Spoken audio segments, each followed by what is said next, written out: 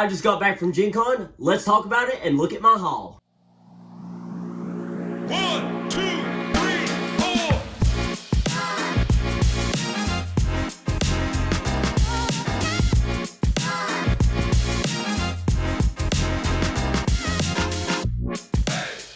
Alright, we're back from gencon.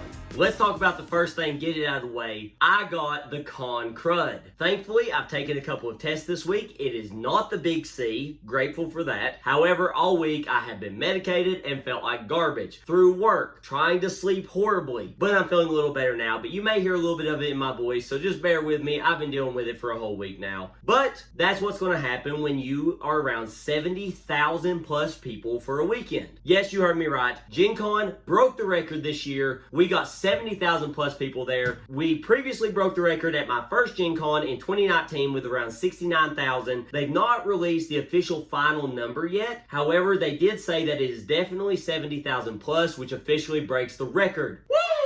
Now let's quickly break down my trip. First off, if you want to go and watch the vlogs of my trip, they are here on the channel. We did one vlog per day. Go check those out. They give a detailed description of my days. I take videos throughout the entire day and cut them up so that you guys can see exactly what gencon is like. If you're considering going for the first time, this will give you a good idea of what to expect. Or if you're a longtime fan and just want to re-experience gencon 2023, it's a great way to do so. Be sure to hit the like button. And while you're here, subscribe, ring the bell. I've got more content coming for you guys on the way. Now, let's break down my trip. Wednesday is when we left.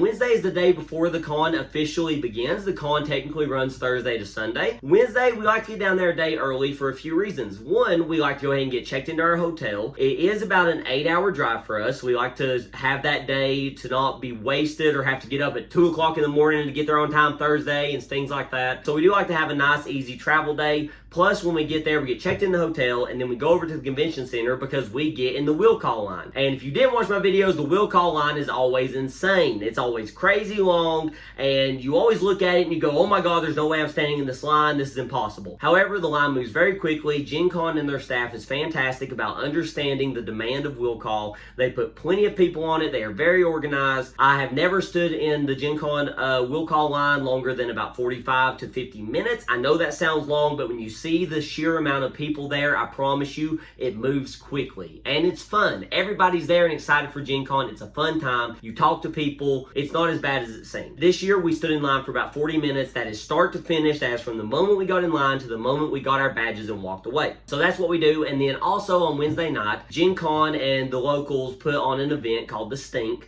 which is kind of a kickoff party for gencon. There's all kinds of booths giving away like badge stickers and like some free dice and things like that. And it's also a great place for people to meet up and go ahead and start playing some games. We did take a little longer on our road trip this time and we got there a little late. The Stink ended, I believe, around 8 or 8:30.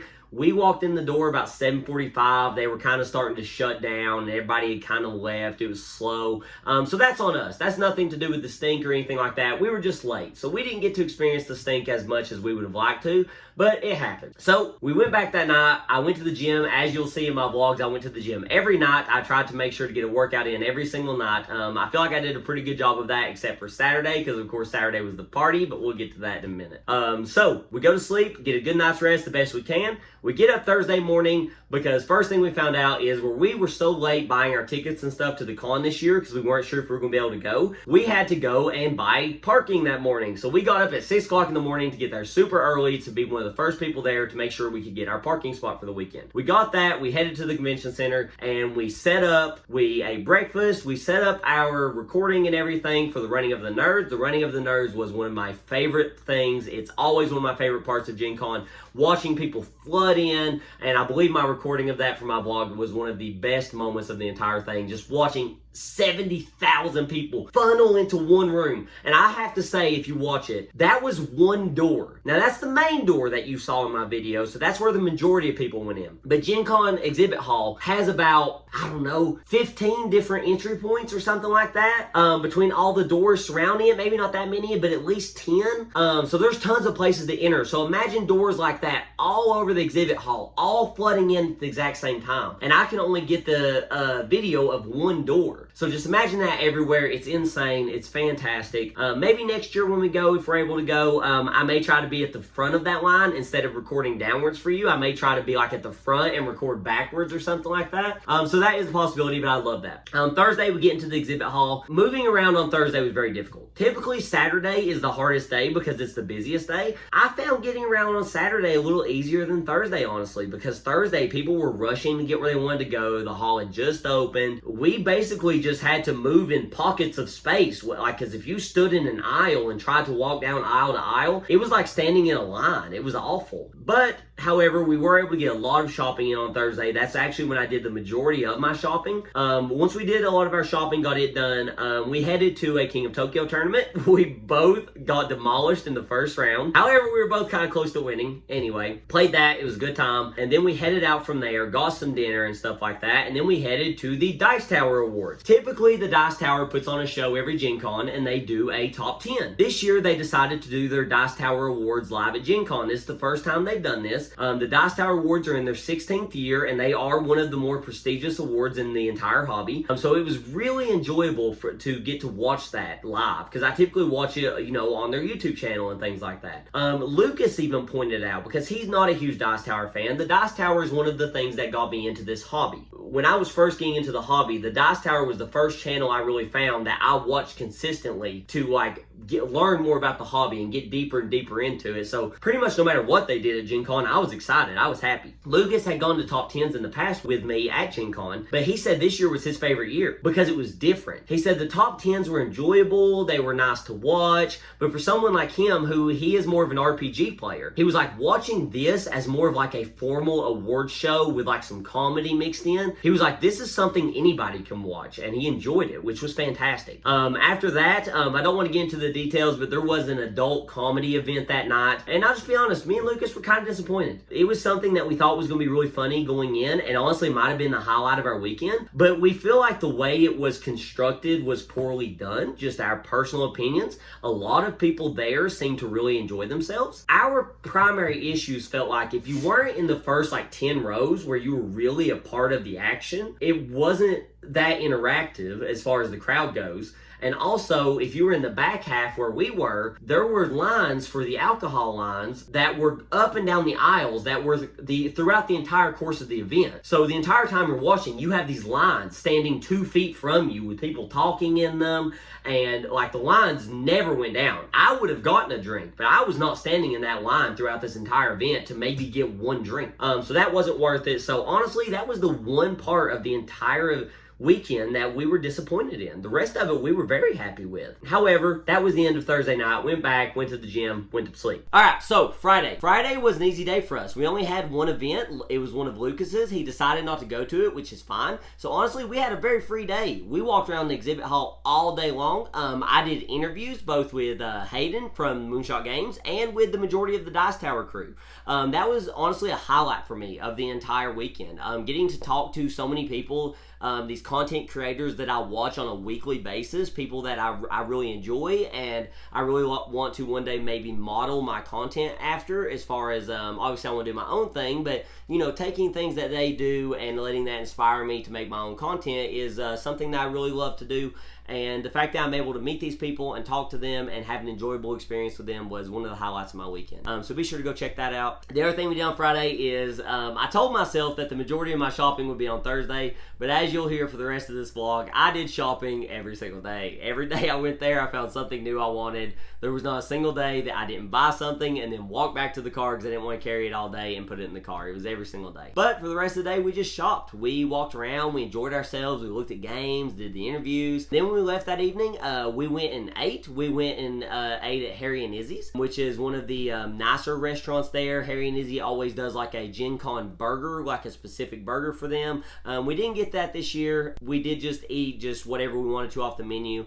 But it was nice. We thought about going to Goodwood, which is the replacement for the Ram. Rest in peace, the Ram. It was a wonderful place. If you're an old-time Gen Con goer, you know. But anyway, that's where we went. And then, because we'd had such early mornings, every day. The long drive Wednesday, the early get up to get the parking on Thursday, the late night Thursday. We didn't get home until like 1 or 2 a.m. I didn't fall asleep till like 3 because I went to the gym. We were exhausted. So when we got done eating Friday, within 30 minutes of being back to the hotel, we took a nap. We were both out. We slept for a solid couple of hours, and then we got up. We kind of hung out, watched some YouTube videos. I went to the gym, and then we just went straight back to sleep. I went and got some food first, but we went back to sleep. We were gone because we were so tired. Honestly, it felt wonderful to kind of rest and gear ourselves up for Saturday, because Saturday was our big day. Saturday is the biggest day of Gen Con. It's when most of the big events happen. It's when the party happens. It's when all the craziness, there's the most people of the week. So gearing up and resting for Saturday, I think, was a great idea. So that was our Friday. Now, Saturday happens. Saturday, we get up. First off, we're still so tired from the day before. We end up sleeping in. I actually skipped an event that morning because we were so tired. First thing we did, we went to the event, to the exhibit hall. We walked around again, and once again, I bought some more stuff. But after we ended up walking around, after we did some shopping and walking around, Saturday, for the most part, we were free. So that's when I did a lot of my recording, got a lot of footage, things like that. And then we went back to the hotel and rested again, because I wanted, my favorite part of Gen Con typically is the party that night. So I wanted to rest up and gear up for the party. So we ended up chilling, we rested, and then we headed back to the convention center. The first thing we did is we headed to Card Holla. I showed you guys footage every single day. Card Holla is this big construction that happens throughout the entire weekend, where people take common cards from like Magic the Gathering, Pokemon, things like that, and they build like houses and towers and words and things like that over the course of the whole weekend. And then what we went to is at the end of the weekend on Saturday night, they do an auction where what they're going to do is they're going to destroy Card Holla by people throwing coins at it. And everybody's going to throw coins at it at the same time, and they're going to knock Card Holla over. It's going to be an amazing event. But the first thing they do is an auction for the first person to throw a coin, the first person to kick it off. What happened was they ended up splitting the room into two teams. Both teams had a representative, a little kid on both sides, to throw the first coin. And it was like whichever side donated the most money, their kid got to throw the first coin. So they went over it for a good 30 minutes, honestly. There was people up on the balcony. They were throwing dollar bills over the balcony, and literally money was raining down. They ended up splitting the sides into Mario and Luigi, calling us our team names because there was people dressed up as Mario. People were cheering. It was loud. It was awesome. My side, the Mario side, ended up winning in the end by about $100. All of the money goes to charity. All in all, they got almost $4,000 donated to charity in just that night from people donating money, throwing money. It was fantastic. And then obviously everybody grabs coins and starts hucking them at all these cards, and Card Holla just gets absolutely destroyed. It was a fantastic time. This is my third Gen Con, and this was actually my first time seeing Card Holla get destroyed, not on video. I've seen it on video, of course, but this is my first time going to the event because Card Holla always happens at the same time as the party, and I don't want to miss the party. However, I was like, you know what? Let's go to Card Holla this year. It only takes about an hour. Let's do that, then we'll go to the party. So we did it. Head to the party, and typically when you're walking down the street, the party's in Union Station. You can hear the music outside. It's loud. Well, as we approach, I noticed I don't hear any music. So I'm wondering what's going on. Does the party suck this year? What's happened? We walk in and it's dead quiet. Nobody's doing anything. I talked to some people and come to find out there was a guy dancing, doing like flips and backflips and somersaults, things like that, whatever. And he ended up slipping and he landed on his neck. So he was down for a while. We were there for about 30 minutes while the medics tended to him, the event staff were dealing with it, things like that. I believe he's okay now. I've not heard anything post that night about his condition. However, I will say that they did put him in a neck brace and then they took him out on a stretcher, but it was just for his safety, I believe. Throughout the entire thing, multiple people said they saw him giving thumbs up, that the medics didn't seem overly concerned. They just wanted to make sure he was okay. So I haven't heard anything, but just from my feeling from that night, he's probably hurt himself, but he's going to be in the long run okay. They said he could still feel off his appendages, things like that, but he's probably hurt himself, but in the long run he will probably be okay. But like I said, I have not heard for sure. But After that, things get back to normal. The party commences. And the party is fantastic. It was one of my favorite things of the whole convention, like it always is. There's always guys who are locals that show up who are actually incredibly good dancers. I hope you saw them. They were fantastic. There was one guy named Coy. He was awesome. I liked talking to him. I liked hanging out with him. His dancing was fantastic. I actually saw footage of him where he went to the convention on Sunday and was dancing in the halls. But all those guys that you saw dancing, they were awesome, and it was just a great time all in all. So that was Saturday. We get up Sunday morning and we head home. 8-hour drive. Like I said, I got the con crud. I started feeling a little tickle in my throat on Sunday, but I felt okay. You know, no big deal. A little tired, a little tickle. But then when I got home the next day on Mondays when I really started feeling sick, I felt like garbage. Thankfully, Lucas said he's fine. He didn't get sick. I was really concerned with him being in a car with me for 8 hours on Sunday that I would have got him sick. Thankfully, that didn't happen. So that's awesome for him. Alright, so that's a quick recap of my weekend. Go check out the vlogs if you want to see all this. It is fantastic. I really enjoyed doing it. Let's get to what you're here for. My haul. What all did I buy at Gen Con? So we're going to take this bag by bag. Let's start with the big one. Alright, so the big one is, as you would expect, the majority of my games. Not all of them, but the majority of them. Let's take them out one by one and take a look. So, first game I picked up was Root. Root is essentially a cute woodland creature war game. Now, I know that sounds crazy because when you think war game, you think tanks and soldiers and a big mat and hexagon movement and all this planned stuff. It's like too intimidating for your average gamer to get into. It's a whole different world. Well, in my opinion, Root brings the wargaming world to your average table. And it does it in a cute little package, which I absolutely love. I have played this game on Steam. I have it on my computer more times than I can count. And I decided it was finally time to bring this game physically to my collection so I can start playing it with my friends, not just on my computer. So Root is one of my pickups. One of my next pickups is Honey Buzz.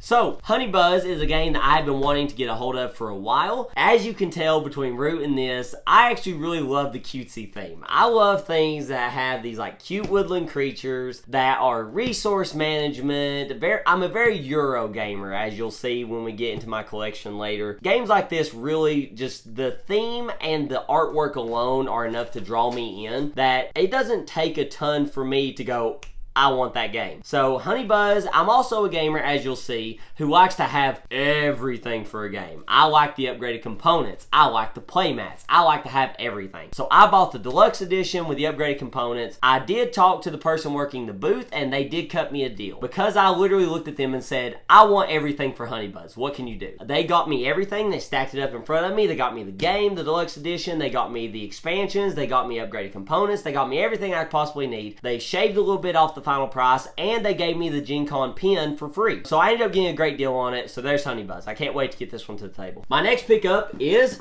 Villainous. Now, this is a new edition of the original Villainous, which I have actually right here behind me. So this Villainous was the first one that came out. It has 5 characters in it. This Villainous has the exact same characters in it, minus 1. It only has 4 characters. They removed Jafar, and you're wondering, Corey, why did you buy the same game? Is it just because it has a different box?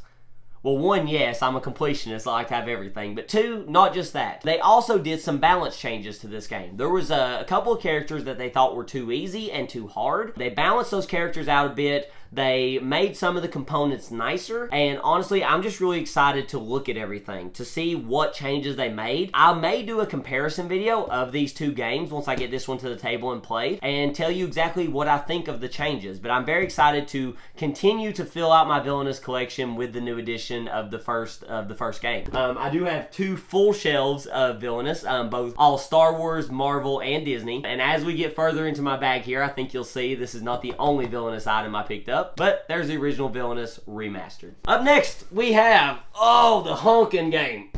Distilled. Oh, well, upside down.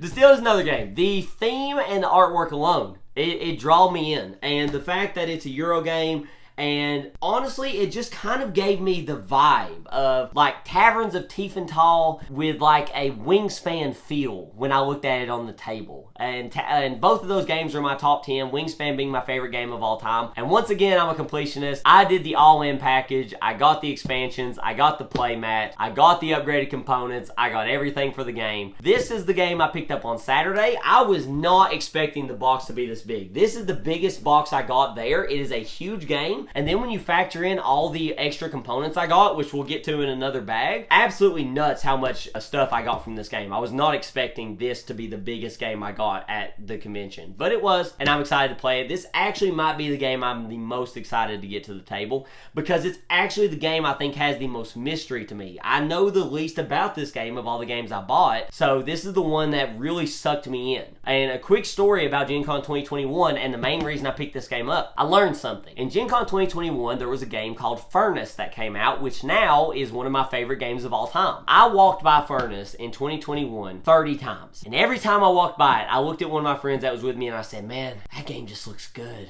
It just looks good. But I hadn't really heard anything about it, and I was like on a tighter budget that year. I didn't know if I wanted to get it, and every time I walked by it, I was like, man, just, the theme, the look of it, I think I'd like it. Because I tend to know the moment I see a game on the table and I get a slight feel for how it works, I typically know if I'm going to like it. That's how I felt about this game. I walked by it 10 or 15 times and I was just like, man, this is my Furnace this year. I just feel like I'm going to like it. Even if I know very little about the game, I just got this like inner gut feeling I'm going to like this game. So I decided, you know what? I'm not letting Furnace pass me by or Distilled. I'm getting it. So I did, and here we are.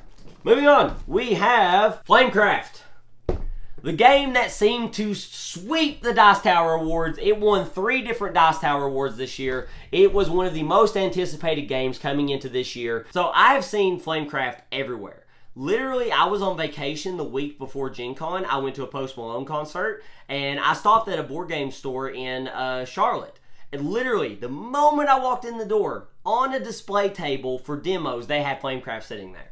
I have seen video after video about Flamecraft. We went to the Dice Tower Awards and they won 3 different awards and we thought they were going to sweep the whole thing. I knew that I needed Flamecraft. Plus, look at those adorable dragons. Have I mentioned that I'm a sucker for cutesy stuff? I don't care.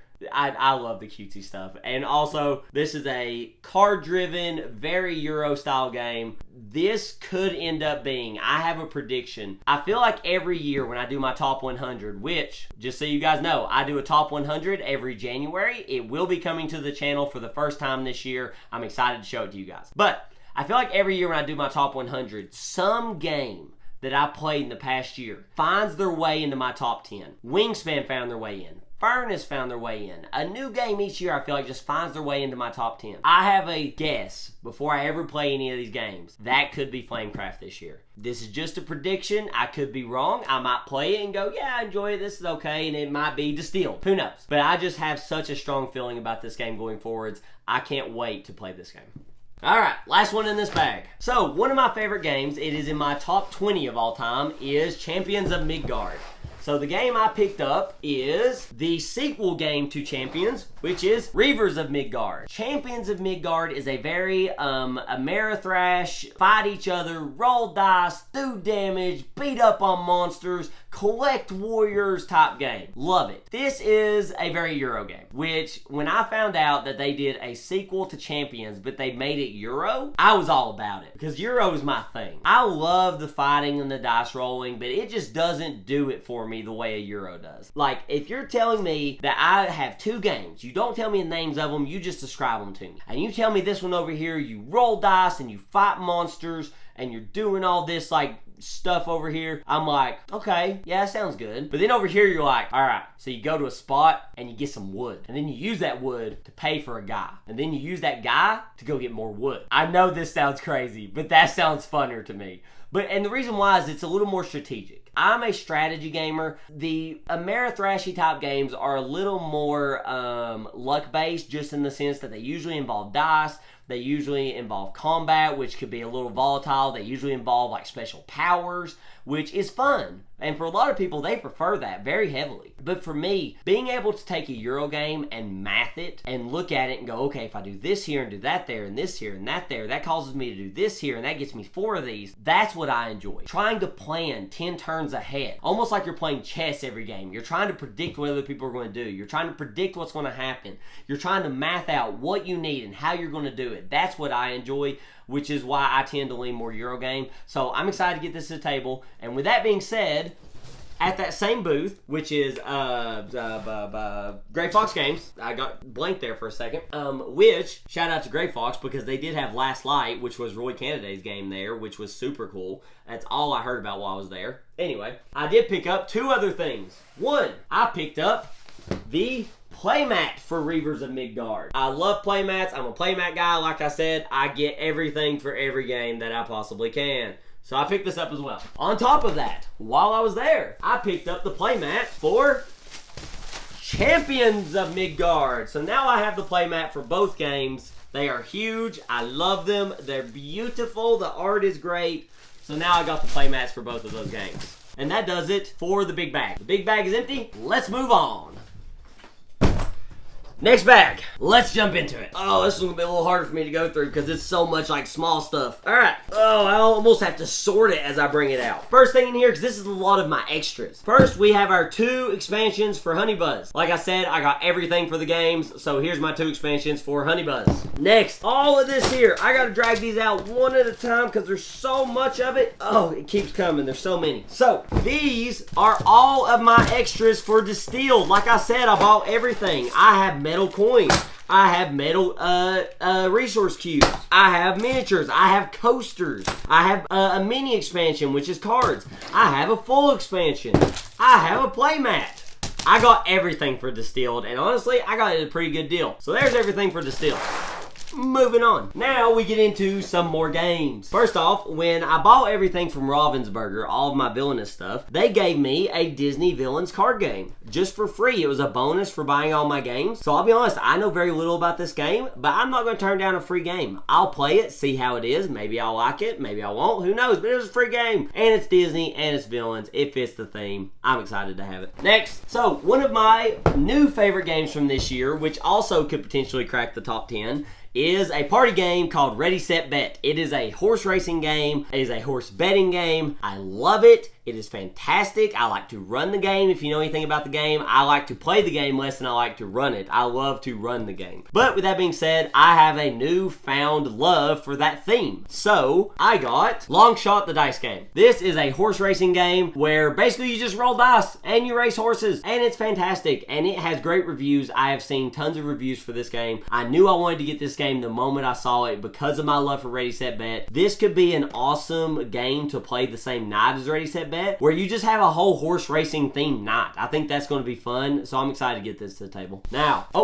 more Distilled stuff, a metal coin. I'm telling you, I got so much for Distilled. There's so much in this bag. All right, last thing in this bag, or last 2 things. Like I said, it is not the last villainous items you will see. I got the new expansions for Star Wars Villainous and Marvel Villainous. Now, these are standalone. You can play these by themselves, but pretty much what they do is they add more characters. All of the expansions for the Villainous games, Star Wars, Marvel, or Disney, they basically just add more characters. They all have new powers, new abilities. Sometimes they introduce new mechanics. All in all, it's just awesome. You do have Doc Ock and Boba Fett as your cover villains for these 2. Each game has a cover villain, and almost every expansion has 3 new characters in it. So 3 new Marvel, 3 new Star Wars characters to go with the game. Most of the base games have 5 characters in them, the initial release, and they also do single character packs. So far, the only single character pack they've done is the Venom Marvel Villainous, which I have. However, I talked to the Ravensburger people while I was there. They are doing another single character release for Disney, which is going to be Oogie Boogie from Nightmare Before Christmas. They told me it's supposed to release sometime around October, so you better believe I will have that pre-ordered in my cart and it will be here as soon as possible. I have to stay on top of Villainous and keep keep owning everything. I want this entire shelf here to be villainous by the time I'm done because I love this game. It's one of my favorites. All three versions are good. All three versions bring different things to the table. Obviously, I like each one different. You'll see my top 100, which ones I like the most, but there's more villainous. Ugh, my table's getting full. I have so much stuff here. Go over there. That's another bag. Done.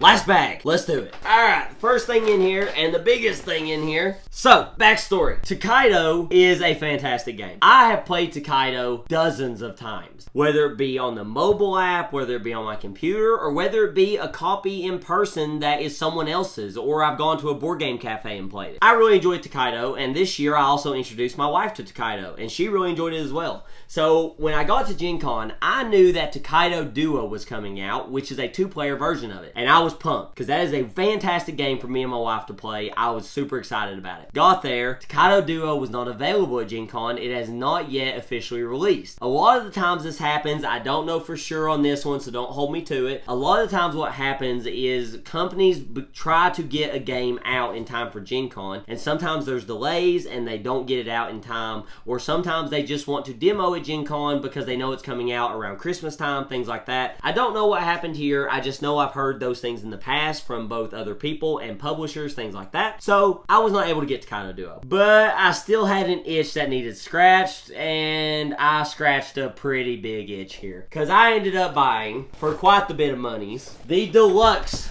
version of Takedo, which is a giant box with everything Takedo in it. Have you found out yet I have a problem and must own everything to every game? Yeah, I'm that way. Anyway, here's Takedo Deluxe. This box is enormous. It is skinny. It's like a pizza box, which is a little weird to me because typically they make them more fat this way as compared to long this way. Actually, as you can tell, cellophane's still on it. I'm very curious when I open it up if there is a reason inside as to why they did that. Because I can't think of a good reason as to why they would make it this specific shape. Because I noticed something. This is a standard Calyx shelf, which is the most common shelving unit used by board gamers. I like to lay my games this way, horizontally, not vertically. So let's try and put it in there that way. It doesn't fit. Alright, well maybe it's just me. Some people like to put their games in there vertically. Let's try that. Also doesn't fit. So unfortunately, this one is going to have to go on top of my shelving. I already have about 5 games up there that are too big to go in my shelving. I like displaying them, but I ain't gonna lie, I kind of wish every box would be made to fit Calyx shelves because they are so commonly used amongst all board gamers. I understand the publishers and companies try, but this is just a pet peeve of mine. However, I'm very excited on this game. This has the minis in it. This has everything to go with it. And the one thing not inside it, of course, I picked up one of the expansions right here. I will open this up, put everything inside, and I will have the full deluxe Takedo. I think that's my last game. I think that's all the games. Now we just get to all kinds of other stuff. So let's start here. I am wearing my official Gen Con shirt, the official 2023 shirt. They did a retro theme this year. They tried to go for like a rock star. See, I'm so used to doing this, but more rock star look. I got this shirt. I can't remember if Lucas got this one or the other one, but I remember that there was another one that had all the dates on the back of it of all the previous Gen Cons, and it was laid out like a concert tour list. I thought really hard about getting that one, but I like the basic one too much, and I'm also a classic kind of guy. I like to get the thing that is the original of things, right? So like I saw this one, I liked it, I got this one. So here's my Gen Con shirt. I got one other shirt. I typically get at least some kind of clothing while I'm there. I am an anime fan. One of my favorite animes is Yu Yu Hakusho. Yes, I am getting quite old. Yes, it is an old show. Some of you young ones may not even know what this anime is. It's fine. However, I don't own any material whatsoever for this show other than some pop figures. I don't own art. I don't own clothes. And that, I decided, was a crying shame. So I got a Yu Yu Hakusho shirt. I like it very much. I love this shirt, and I will be wearing it quite the often. So there's my other shirt I got. Now, on the subject of Yu Yu Hakusho, I got something else. Now here's a personal opinion about Gen Con. There is an entire section of the exhibit hall called Artist Alley. You can't go to Gen Con without getting at least 3 items, in my opinion. You have to buy at least one game. You have to buy at least one piece of art from Artist Alley, because these people are fantastic at what they do. And you have to get some kind of dice. Now, you don't have to follow these rules, but that is a personal rule for me. I don't think I will ever go to Gen Con and not buy at least one of each of those three things because they are so iconic to Gen Con. They are so iconic, obviously, to the hobby, and they are kind of the whole point of the convention. So I'm getting one of all three each time. Of course, I got more than one board game, but we digress on that. Anyway, on the subject of Yu Yu Hakusho, I got a piece of art that will be going on my wall. It is absolutely gorgeous. Yu Yu Hakusho, all the characters. I love this art. I can't wait to frame it and put it up. Now, another piece of art. So I found somebody there that does like metal, like holographic type printing. So one of my favorite movies is Pan's Labyrinth. So I got this wonderful piece of art. Oh, if I can get that to focus right for you guys. Oh, there we go. That's a little better. Fantastic piece of art for Pan's Labyrinth. I absolutely adore it. I also got from the same guy this holographic art of the Lord of the Rings trio. I think this is one of the coolest things I've ever seen. I'm a huge Lord of the Rings fan, and seeing this like changing holographic trio, I had to have it the moment I saw it. And then every time I go to Gen Con, my wife is not necessarily a gamer, but she does play with me. She does enjoy some things in the hobby, but she would not describe herself as a gamer, so she's never been to Gen Con. It also doesn't work out for her scheduling wise with her work because that's a very important week of the year at her job. But anyway, while I'm there, I always get her at least one item. So this year, I got her something that is a combined love of ours. We are both big fans of the show Supernatural. So I got her a metal plate that has the Supernatural Camaro on it. It is super cool. I told her when I got it for her that it doesn't fit her aesthetic. She is more of a flowers and pastel type colors, more like dull colors, I guess you'd say, instead of these like bright, vibrant things. So this definitely doesn't fit her aesthetic, but she really liked it and she's gonna put it up. It's gonna look a little out of place in her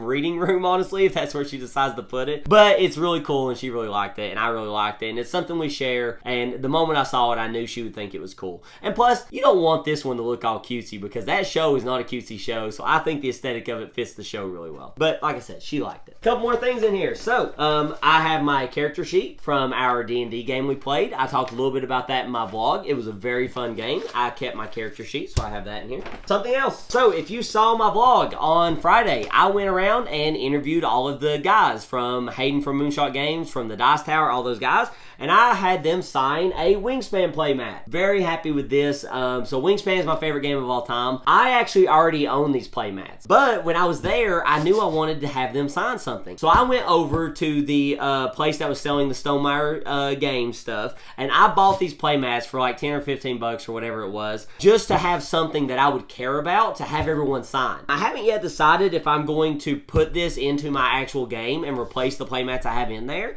or if I'm just going to display this. I think I might just display this because I like it so much, but I'm very happy to have this, and thank you to those guys for hanging out with me and doing the interviews. Go check out the Friday Day 3 vlog if you want to see those. Alright, next we have, what did I say? You have to get dice. You can't go to Gen Con and not get dice. So, I'm a Harry Potter fan, and if you know anything about Harry Potter, you've got your 4 houses. Everybody wants to know what house they're in. I am a Slytherin. I have always been a Slytherin, so I got Slytherin dice. Very happy with these. I used these in our D&D game. I actually bought these about 30 minutes before we went and played our D&D game, so it was actually really nice timing because I forgot to bring dice with me at Gen Con, even though I knew I was playing D&D, so I went and bought these, so it worked out nicely. Next, so on top of being a board game collector, I am also a Funko Pop collector. So, of course, I couldn't go there and not buy some Funko Pops. Like I said, I'm a Harry Potter fan, so I got a Dementor. This will be added to my collection as soon as possible. I will show you guys my collection in a future video, which we'll discuss at the end, but I got a Dementor. I'm also, of course, I'm a nerd. I'm also born in the 90s, so I'm also a Pokemon nerd. I love Pokemon. One of my favorite Pokemon of all time is Arcanine, so I had to get an Arcanine Funko Pop. Love him. He's adorable. He's cute. Can't wait to add him to the collection.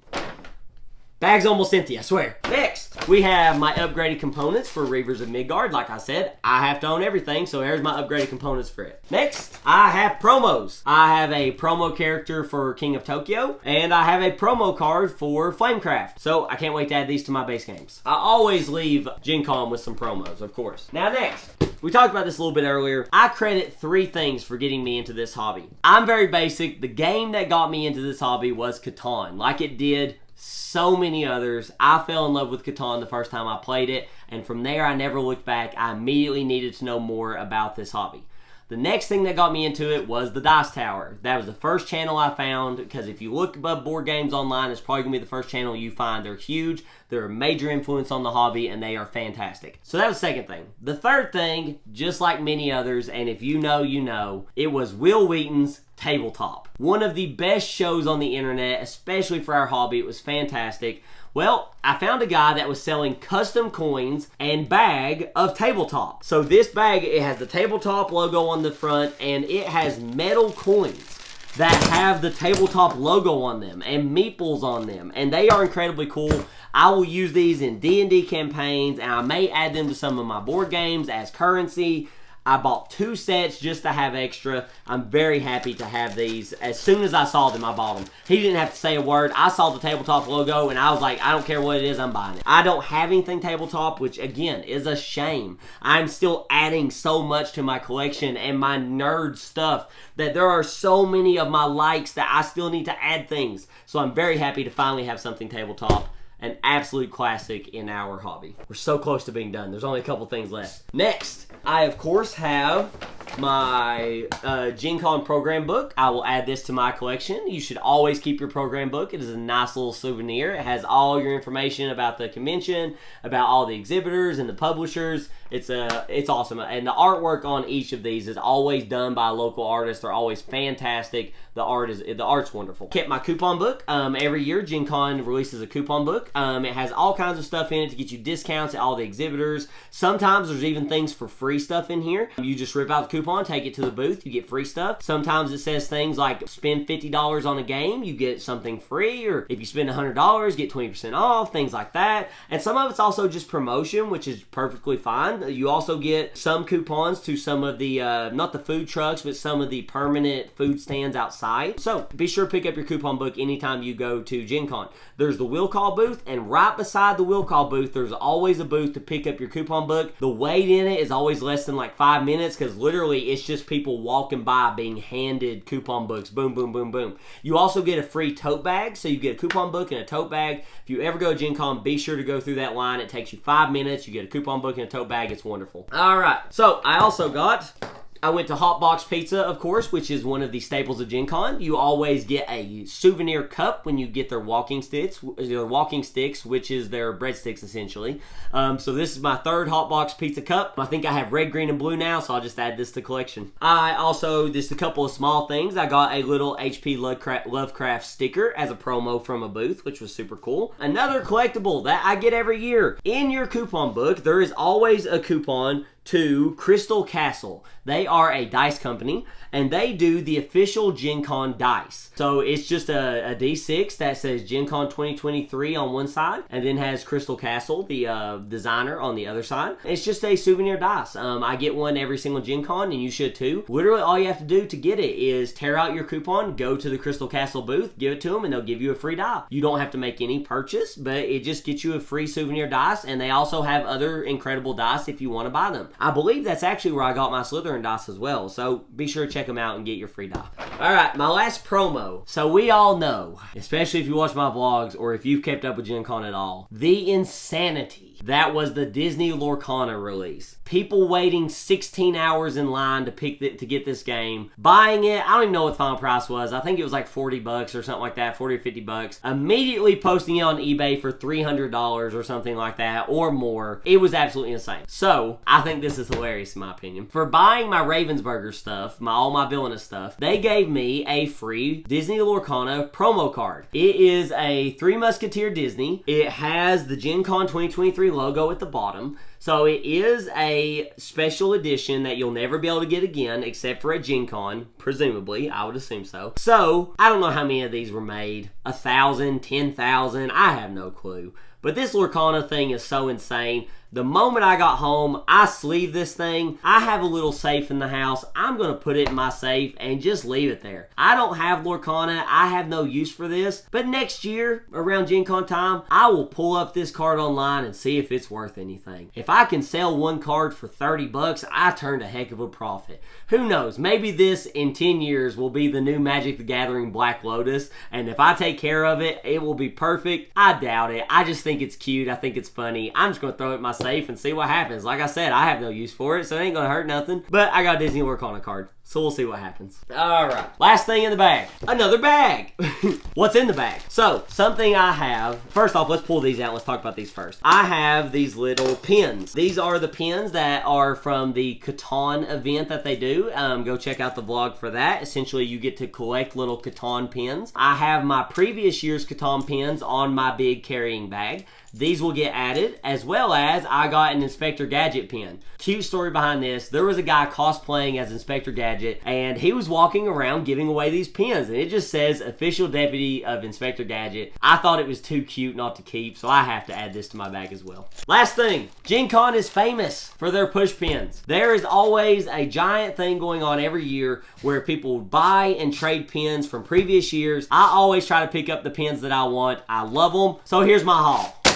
Tons of them. I got, it looks like 6 pins this year. So I got my 2 villainous pins. They always do villainous pins for their new releases. So I got the Boba Fett and Ursula pins. I got this adorable pin of otters whose tails are loose and actually wag. It's adorable and I love it. I got this bee pin. This was for Honey Buzz. This was the one I got for free for buying everything. Hotbox always does a pin as well. So I got my Hotbox Pizza 2023 pin. And finally, I got my official GenCon 2023 pin. It's super cool. There was they always do a few pins. There was a really cool stained glass one that I thought I might want, but I only really had in my budget enough room to get one of them, and this was the only one that had 2023 on it, and I wanted to make sure I got the year, so this is the one I got. And that is my GenCon haul. That's everything. All in all, just to let you guys know what pricing looked like, my budget for strictly purchasing was $1,000. I think all in all, I went just over. I think I went to about $1,100, which isn't bad. I came home.